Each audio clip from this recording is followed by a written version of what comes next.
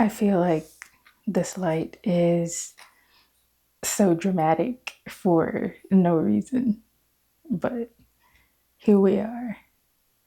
Welcome back. Thank you so much for taking the time to watch and spend just about 15 minutes with me. I hope that what I have to say is fruitful and enriches your life in some way.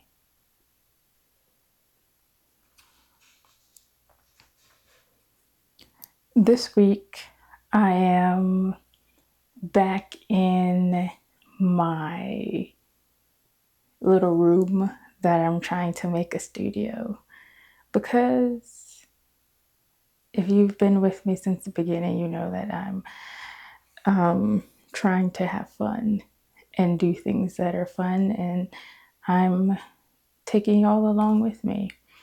But this week I have not, well, these past 2 weeks, I have not done anything fun per se. My fiance was in a car crash. He's okay, but it's been hectic figuring all of that out, working with the insurance, and he was able to finally get a new car, but it was a task, to say the least. But we're here, we're safe, everything is okay. And even though I didn't do anything fun per se, I still would like to be consistent and post a video. So there's not going to be any B-roll of me doing random things or having random expeditions anywhere. Hopefully in the next video, I have some ideas of things that I want to do. But thank you so much for joining me again. Imagine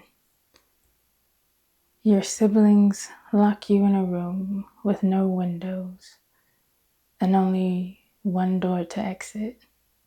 They have the key.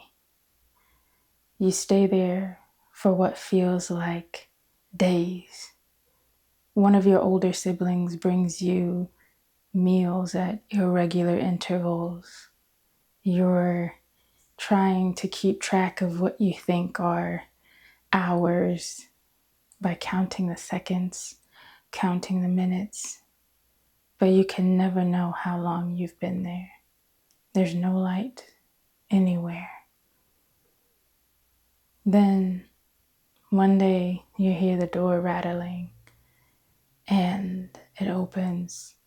An unfamiliar silhouette is there in the doorway.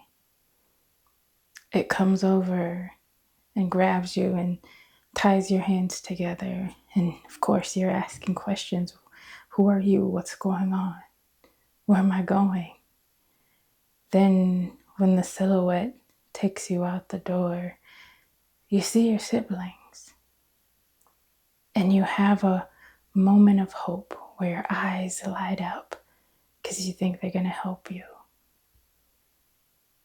But they just stand in silence, their eyes averting your gaze. They're not there to help. You realize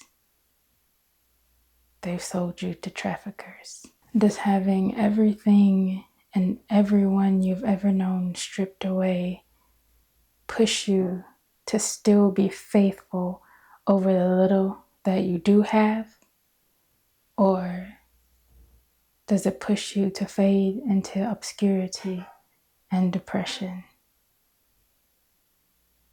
For those of you who don't know, that was a piece of the story of Joseph from the Bible, found in Genesis, mostly the latter part of Genesis.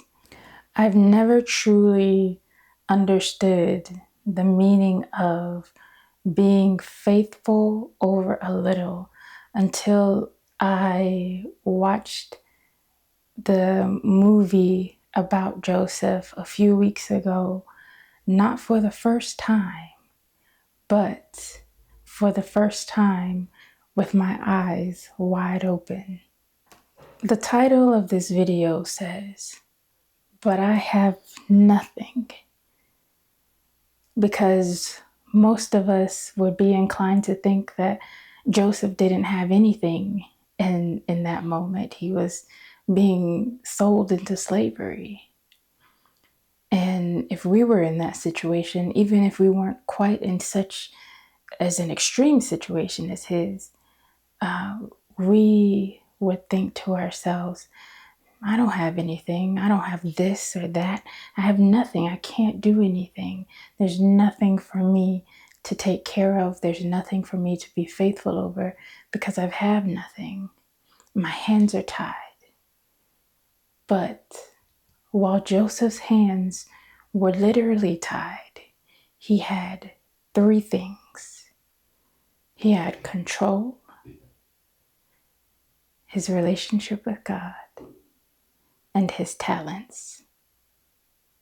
And as far as the control aspect goes, Joseph might not have had control over his situation, but he had control over three things.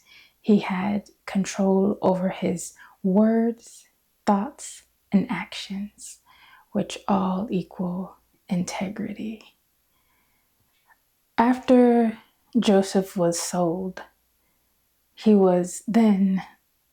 he was sold by his siblings to slavers, to traffickers, he was then taken to Egypt and sold again to the highest bidder, to Potiphar.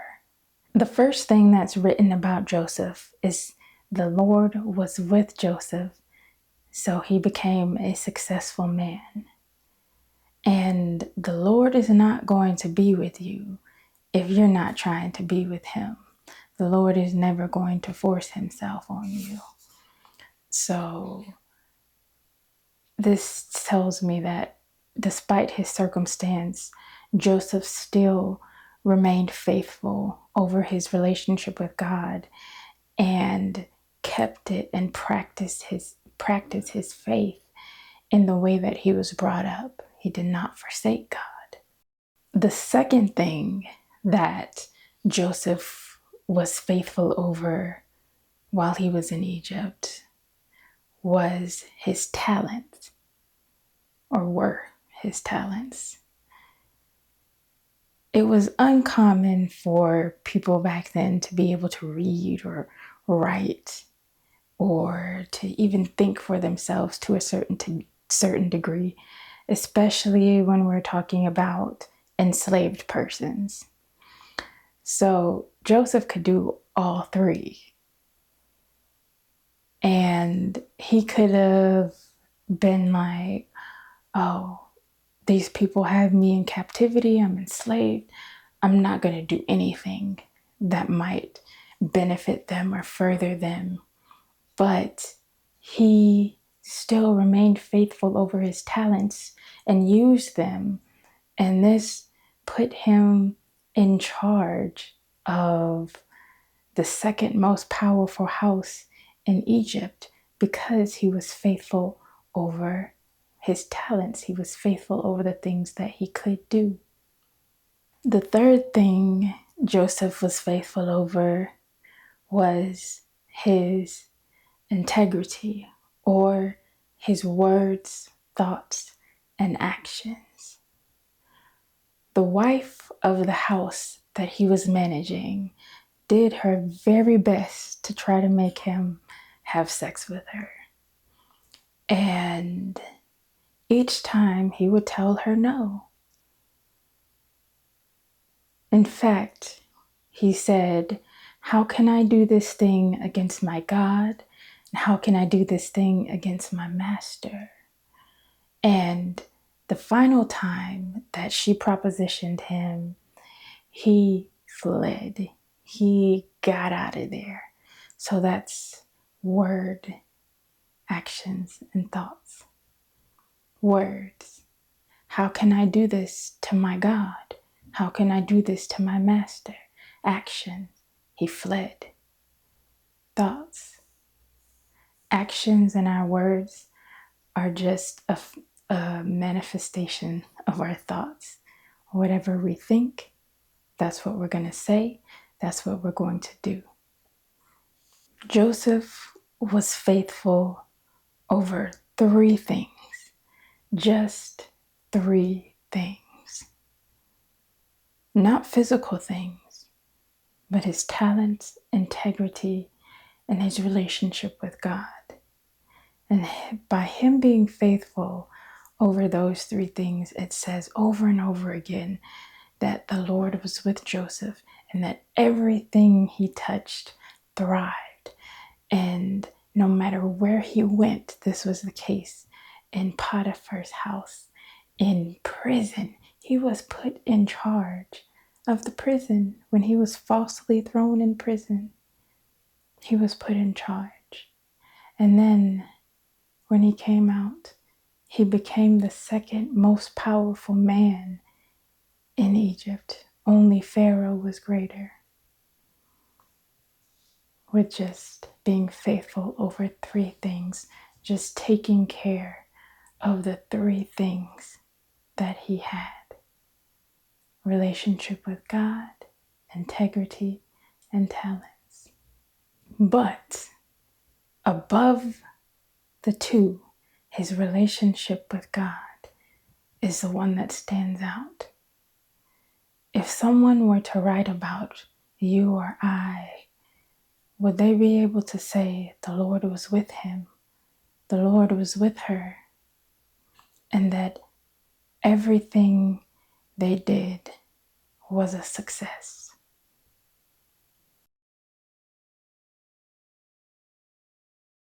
About 2 years ago, I thought that I should start taking being in a relationship or pursuing a relationship more seriously.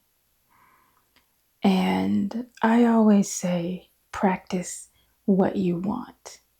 And at the time, I had 3 jobs. So there's no way that I could have been in a successful relationship having 3 jobs. So I quit one and significantly scaled back on another. And at the time, I was not in a relationship. I didn't even have any prospects. I could have said, I don't have anything. What's the point of this? What's the point of changing habits when I don't even have anything to change it for? I have nothing. But like Joseph had 3 things, I also had non-physical things. And the number 1 thing besides my relationship with God was time. And time is a very key component of a successful relationship. So I realized that I had to allot my time wisely. In my first video, I said that I was working so much and recited the little phrase, all work and no play makes Jack a dull boy. Well, all work and no play made me a dull girl. So that it wouldn't be a shock to me when I actually did get into a relationship, I started controlling my time.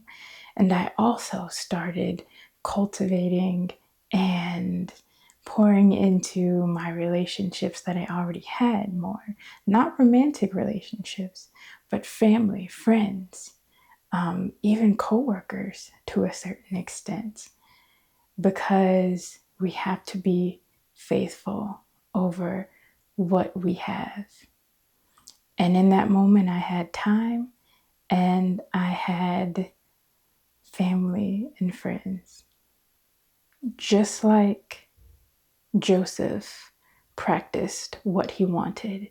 And this goes into the next video because there is a second component, another component that I want to mention about Joseph and draw parallels between his experience and mine. And the next video will be, how do I know I'm where I'm supposed to be?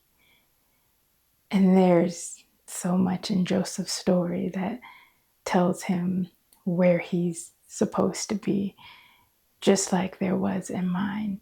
So I practiced what I wanted, just like Joseph practiced what he wanted and where he knew that he was going. And I believe partly because of my faithfulness and my stewardship over the time when I did not have a relationship. I'm actually getting married in less than 3 weeks. So I challenge you to be faithful over the little that you have. Evaluate what you do have in your life or who you have in your life and see where you can pour into that and cultivate it and build it more.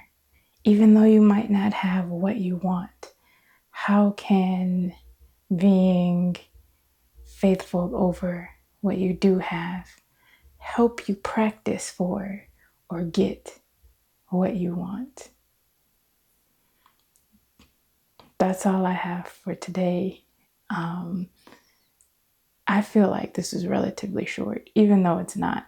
Maybe it's because I feel like I could talk forever about this subject, but you don't want to miss the next video. How do I know I'm where I'm supposed to be? That's going to be the topic. Don't necessarily know if that'll be the title.